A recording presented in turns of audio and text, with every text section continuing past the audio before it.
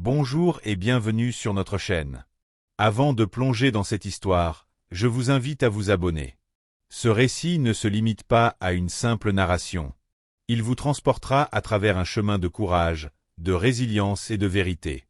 Préparez-vous à une expérience intense et inoubliable. Ils l'ont poussé, se sont moqués de lui, l'ont traité de faible.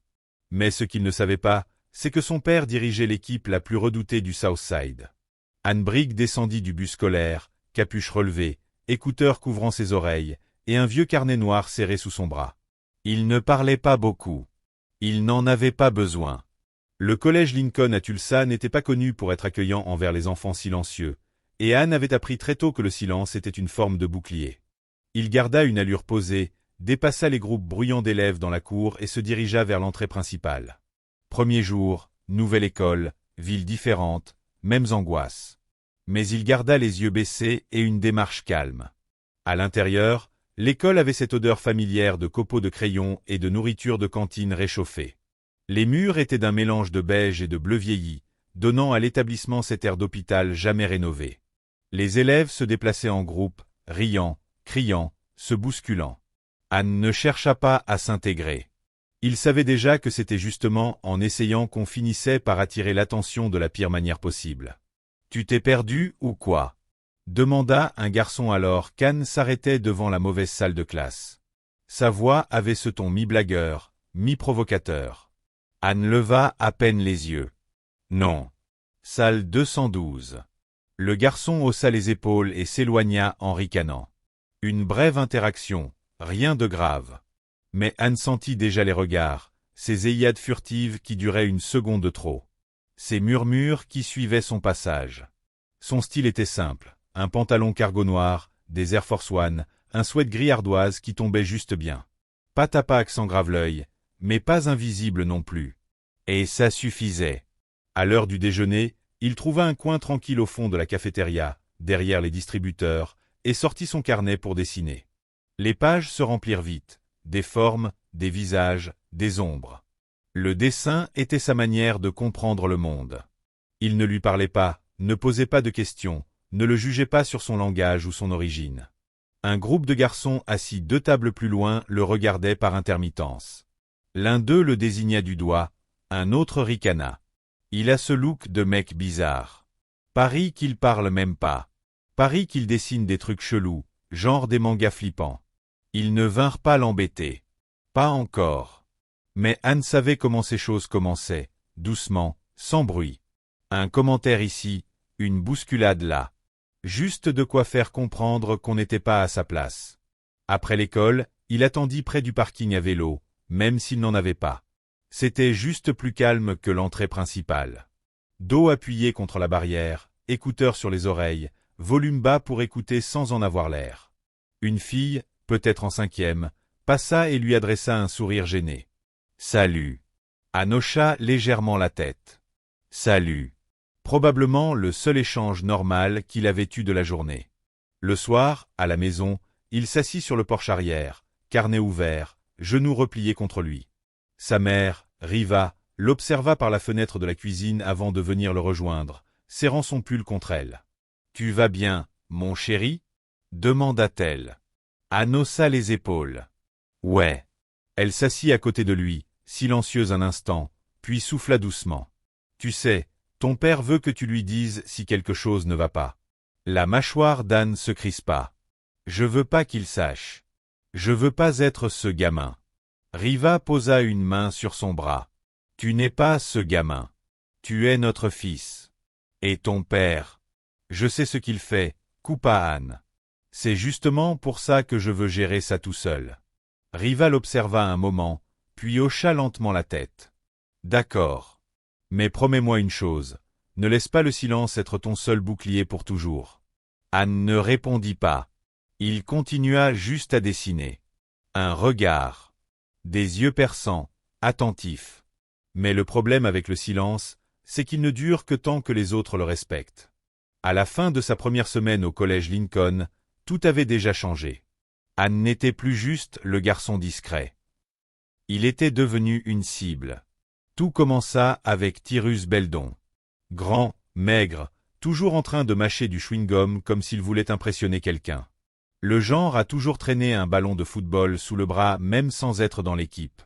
Le mercredi, en 3e période, Tyrus passa près du bureau d'Anne et fit tomber sa trousse d'un coup de coude. « Oups, mon mauvais » ricana-t-il tandis que les crayons roulaient sur le sol. Anne ne répondit pas. Il se baissa calmement et ramassa ses affaires, un à un. Quelques élèves ricanèrent. « Il doit sûrement dessiner ses pleurs tous les soirs » murmura Queenrin.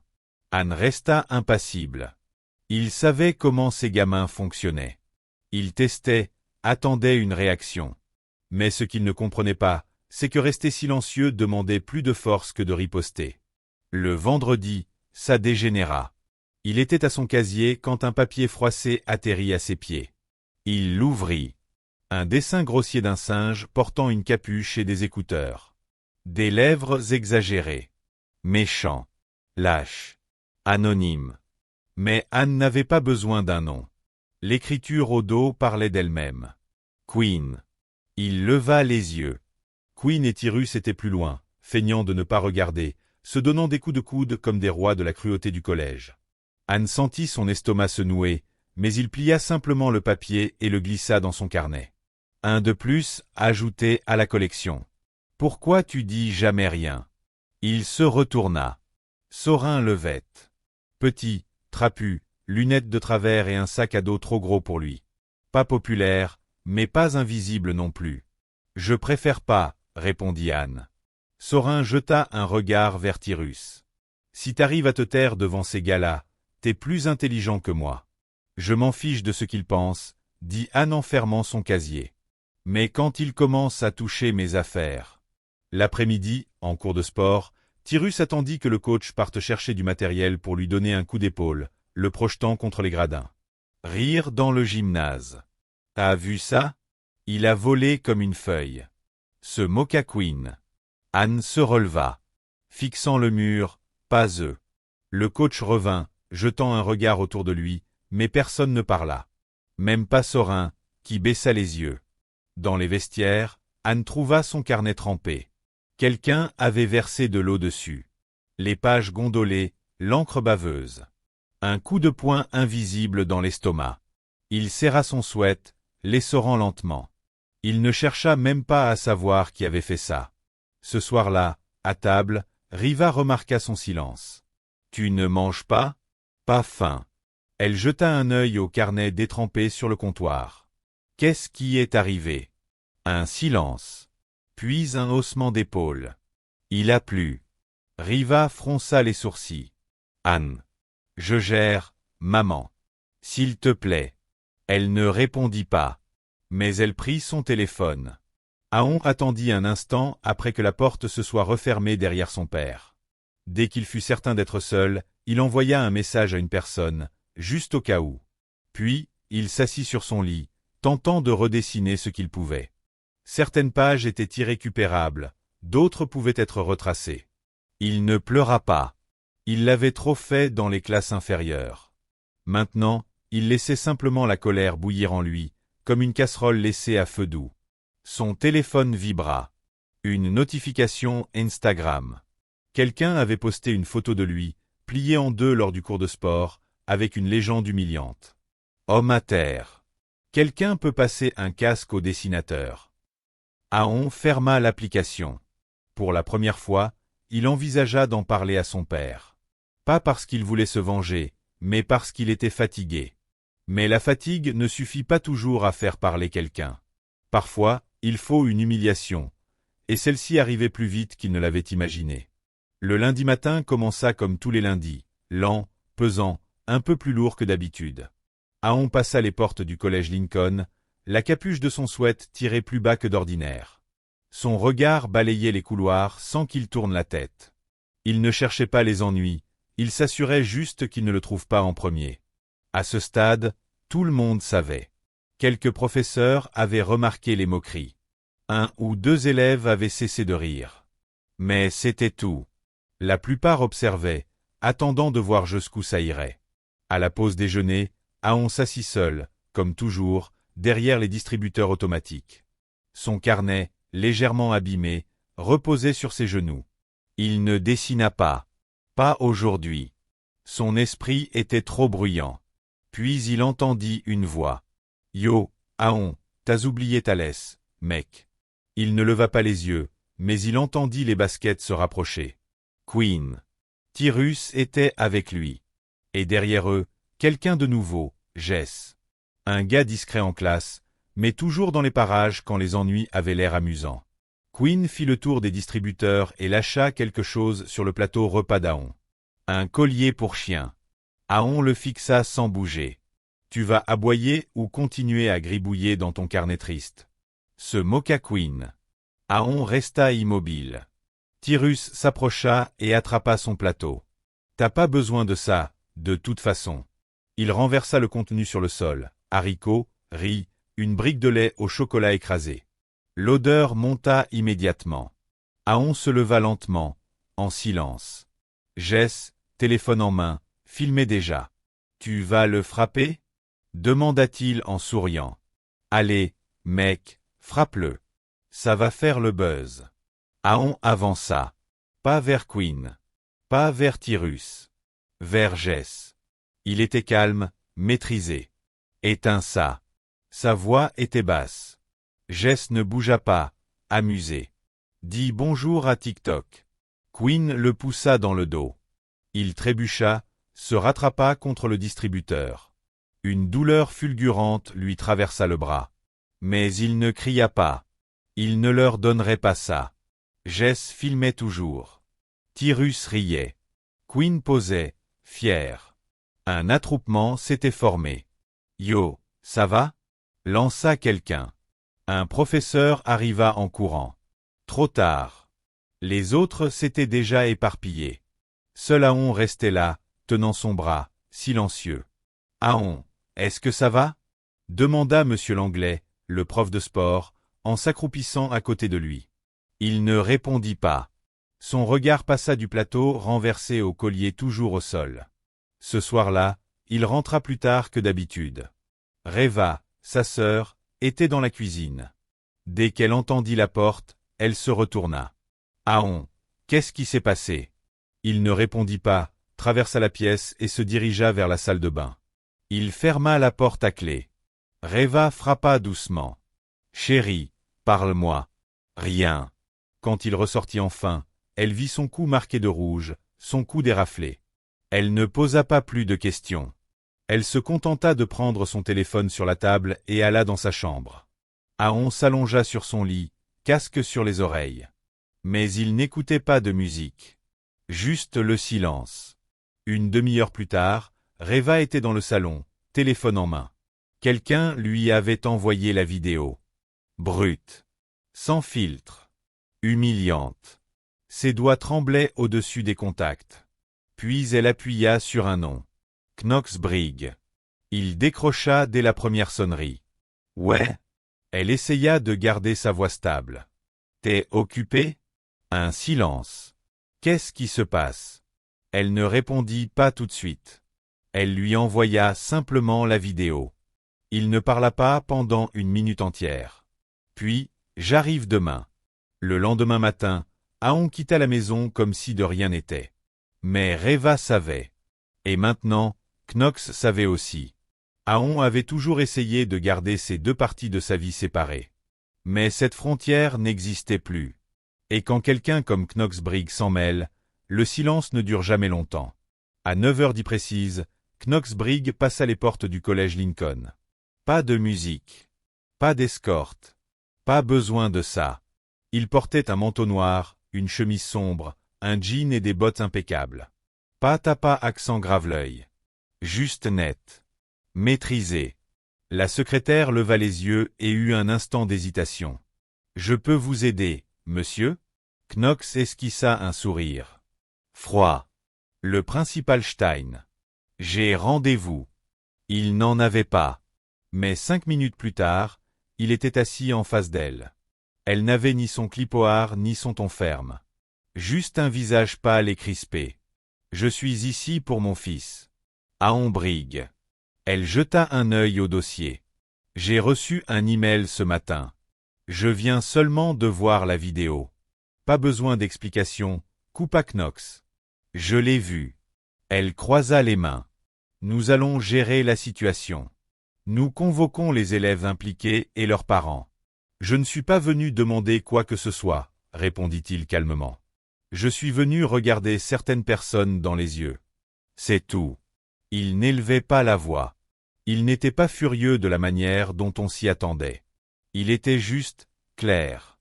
Et cette clarté fit taire la principale. Dehors, la rumeur se propagea plus vite que les messages. Quand Knox quitta le bureau, les élèves s'écartèrent sans même y penser. En passant près de Tyrus, il s'arrêta un instant.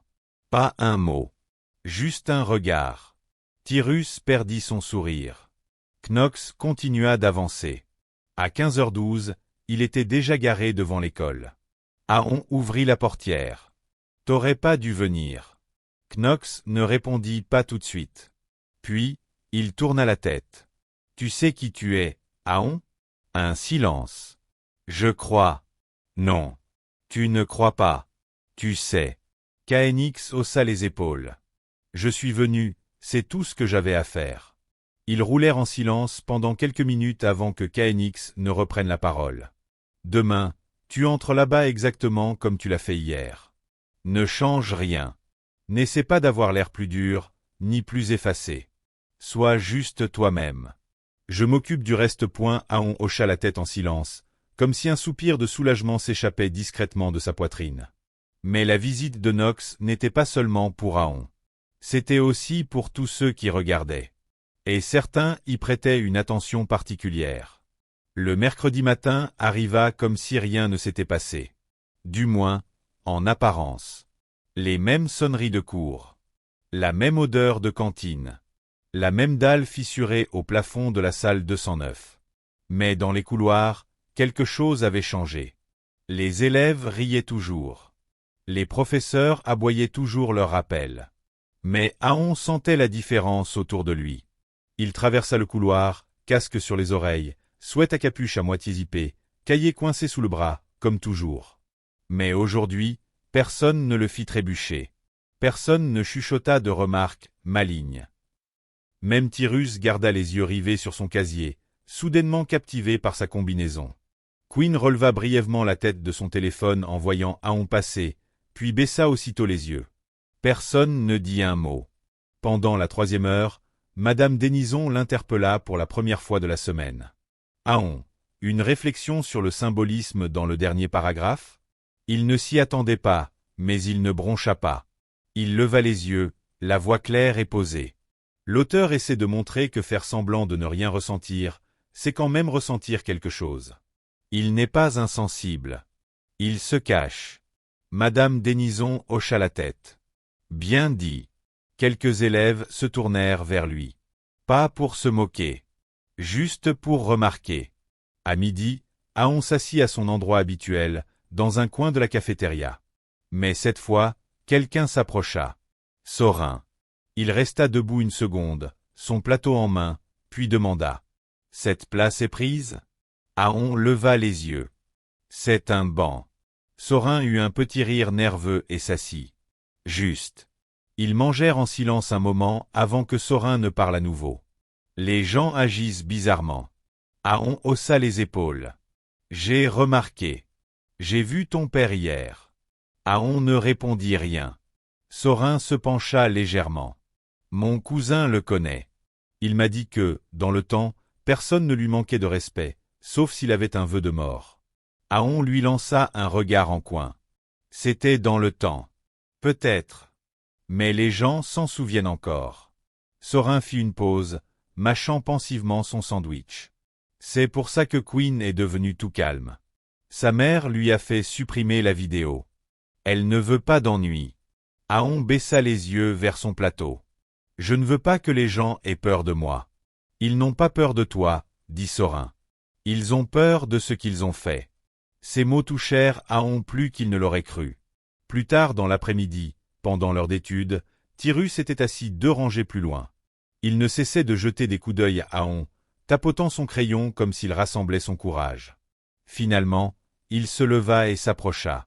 Et Ahon leva les yeux. Ouais. Tyrus hésita, puis parla d'une voix plus basse que d'habitude. Ce truc, à la cafétéria. C'était stupide. Je voulais pas que ça aille aussi loin. Aon cligna lentement des yeux. Tu m'as poussé contre un distributeur. Je sais, répondit Tyrus rapidement. Je faisais juste une blague. Aon le fixa. On t'a déjà poussé contre quelque chose, juste parce que tu respirais? La bouche de Tyrus s'ouvrit, puis se referma. Aon retourna à son cahier. Tyrus resta planté là un instant, puis s'éloigna. Ce soir-là, Aon s'assit de nouveau sur le porche arrière, cahier en main. Riva lui apporta un mug de chocolat chaud et s'assit à côté de lui, sans rien dire. Aujourd'hui, c'était différent, dit-il après un moment. Riva sourit, un sourire fatigué mais fier. Différent en bien? Je crois. Elle prit une gorgée de son propre mug. Ton père m'a appelé. Il voulait savoir comment tu allais. Aon ne leva pas les yeux. Tu lui as dit que j'allais bien? Je lui ai dit que tu avais mieux géré ça que la plupart des adultes. Il esquissa un faible sourire. J'ai rien fait, pourtant. Justement. Ils restèrent assis en silence, l'air se rafraîchissant, le ciel virant au violet, rendant tout plus doux. Aon ouvrit son cahier à une page blanche. Pour la première fois depuis des jours, sa main se mit à bouger à nouveau. Il dessinait. Pas par colère. Pas par douleur. Juste parce qu'il en avait envie. Mais il lui restait encore une chose à comprendre. Une seule personne pouvait lui donner la réponse. Le samedi matin, Aon était assis à la table de la cuisine, sa tartine intacte sur son assiette, son cahier ouvert mais vide. Ses pensées étaient lourdes. Pas colériques. Juste pleines. Caenix Brigg entra depuis le garage, manche relevée, de la graisse sur l'avant-bras après avoir travaillé sur son camion. Il ne dit pas « bonjour ». Il le faisait rarement. Il se contenta de se servir un café et de s'asseoir en face de son fils, laissant le silence s'installer entre eux. Aon finit par parler. « Avant, t'étais différent, pas vrai? Nox ne s'y a pas. Je le suis toujours. Je veux dire. Les gens parlent de toi comme si t'étais une légende. Même Sorin m'a dit que son cousin avait peur de toi. » Caenix sirota son café. La peur, c'est facile à obtenir. Le respect, c'est plus dur. L'un s'efface. L'autre reste. Aon hocha lentement la tête. Je voulais pas que les gens me respectent juste à cause de ton nom. C'est ce que tu crois qu'il s'est passé? Aon haussa les épaules. Peut-être. Caenix se pencha en avant, regardant son fils droit dans les yeux. Écoute bien. Mon nom a peut-être calmé le bruit, mais il ne t'a pas changé. T'as pas fui. T'as pas frappé. T'as pas supplié quelqu'un de régler ça. T'es resté droit, t'as gardé ta bouche fermée et t'as laissé le monde montrer son vrai visage. Mais j'ai pas riposté, murmura Aon. J'ai juste encaissé. Non, dit Caenix. T'as encaissé jusqu'à ce que ce soit à eux d'y répondre. Tu les as forcés à montrer qui ils sont. Ça, c'est de la force. Aon baissa les yeux sur son cahier. Tu t'es déjà senti comme si tu portais deux versions de toi-même? Caenix eut un petit rire grave. Tous les jours. Aon esquissa un léger sourire. Caenix se leva, vida son café et prit ses clés. Allez, viens. On va prendre l'air. Anne n'a pas mis ses écouteurs pour dormir. Il est resté allongé, les yeux ouverts, repensant à la cafétéria, au distributeur, aux excuses, au regard de son père. C'est là qu'il a compris quelque chose. Caenix n'était pas venu pour faire peur à qui que ce soit. Il était venu pour être vu. Pour rappeler aux gens que le silence n'est pas une faiblesse et que la présence n'a pas besoin de bruit. Le lundi suivant, Anne s'est assise en classe à côté de Sorin. Ils n'ont pas beaucoup parlé. Il n'en avait pas besoin. À l'heure du déjeuner, il s'est installé sur son banc habituel.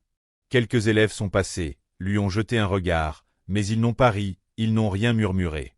Ils ont juste continué leur chemin. Et quand Tyrus est passé, il lui a adressé un léger signe de tête. Ni peur, ni amitié. Juste une reconnaissance. Anne a reporté son attention sur son carnet de croquis et a esquissé un sourire. Il était toujours aussi silencieux. Il marchait encore souvent seul. Il dessinait toujours des visages que personne d'autre ne voyait. Mais désormais, les autres le voyaient. Et c'était suffisant. Parfois, les plus grands changements naissent dans le silence. Et quand on trouve la force de porter son nom avec dignité, sans bruit ni fracas, on a déjà une longueur d'avance. Si cette histoire vous a touché ou vous a rappelé quelqu'un, abonnez-vous. Il y a encore beaucoup à dire, encore beaucoup d'histoires à raconter. Et chaque voix compte. Même les plus silencieuses. Abonnez-vous à cette chaîne si l'histoire vous a plu.